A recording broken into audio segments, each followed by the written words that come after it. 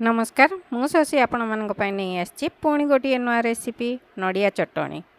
यह खाइबा को बहुत स्वादिष्ट। चलतु यह रेसिपी बनैबा।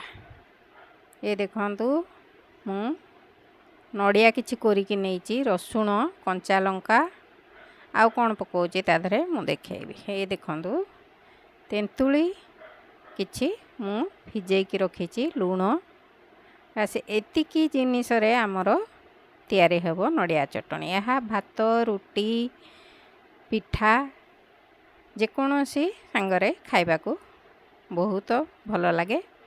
चलतु गोटे ग्राइंडर जार नवा सेथिरे सबू नड़िया कोरा को दे दबा।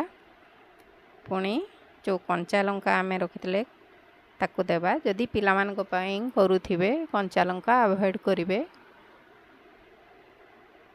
एथिरे टिके चीनी भी दिया जाए। एबे जो रसुण लंका देला परे लूण स्वाद अनुसार आमे दबा। तापरे जो खट्टा पानी आमे रखिथिले चोपा बाहर करके खट्टा पानी किछि दे दबा। आपण खट्टा निज हिसाब रे नेबे केते मात्रा रे खट्टा खाइबे।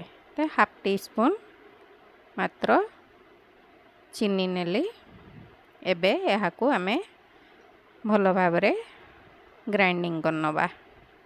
ये देखंतु मोर ग्राइंडिंग हे गला।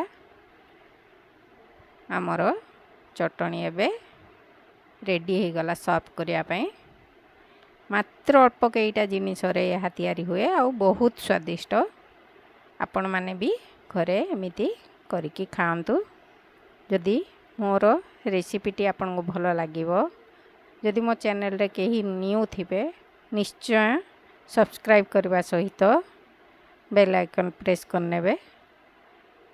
Thank you for watching. जय जगन्नाथ। Good night.